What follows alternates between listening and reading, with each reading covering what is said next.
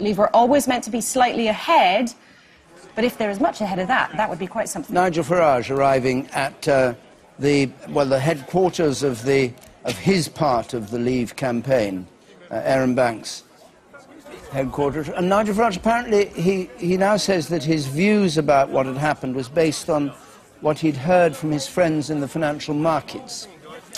So when he said he thought that by a whisker the Remain campaign had won, that was what it was based on. Nigel Farage, of course, who was the man who actually got the whole referendum thing off the ground with UKIP way back, and has had a campaign. He's been quite cross quite a lot of the time with the Leave campaign for excluding him and refusing to turn up at places, and actually running his own campaign and being criticised rather robustly for some of the things, particularly that famous poster showing refugees from Syria, which Douglas Carwell and others complained about. Oh, apparently he did speak here. I don't know why the pictures are so rough. You'd think it was done on an iPhone, those photographs. But anyway, the pictures. Let's just hear what he had to say. Ladies and gentlemen, good evening. Good evening. I want to say a massive, massive thanks to every single voter today who had the guts to defy their party political leaders, to defy the establishment, to defy the elites, and to defy the big boys. I can't imagine there's ever been a campaign in which ordinary folk have been subjected to so many threats. I have to say that it's been a long campaign. In my case, 25 years. And whatever happens tonight, whoever wins this battle, one thing I'm completely certain of is we are winning this war. Euroscepticism was considered to be fringy, fruitcakey, to quote the Prime Minister. Pretty odd. And now it looks like tonight, maybe just under half, maybe just over half the country is going to vote for us to leave the European Union. I promise you this. If the result is that we vote to leave, we must make sure the government carries out the will of the people.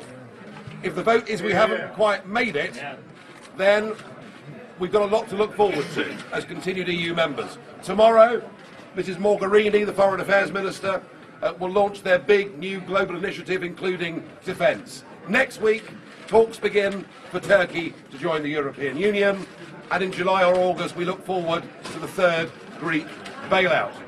And what has dominated this campaign has been an issue that Westminster finds very difficult to talk about.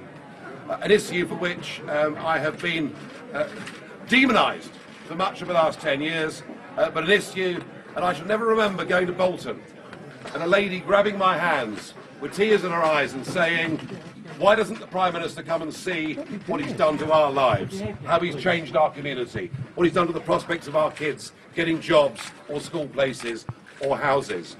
And that issue, if we do vote to remain, is one that is not going to go away. The Eurosceptic genie is out of the bottle, and it will now not be put back. But perhaps even more remarkably, the biggest change from this referendum is not what's happened in the United Kingdom, it's what's happened across the rest of the European Union.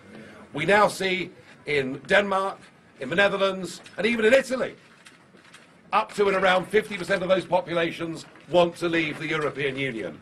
I hope and pray that my sense of this tonight is wrong. And my sense of this, and no, I'm not conceding, but my sense of this is that the government's registration scheme, getting 2 million voters on, the 48-hour extension, may be what tips the balance. I hope I'm wrong. I hope I'm made a fool of, believing that to be the case. But either way, whether I'm right or wrong, if we do stay part of this union, it is doomed, it is finished anyway. If we fail tonight, it will not be us that knocks out the first brick from the wall, but somebody else. We have fought an amazing campaign. Even a year ago, we were told the Remain campaign would be 20, 25, maybe even 30 points behind the establishment position. We're not.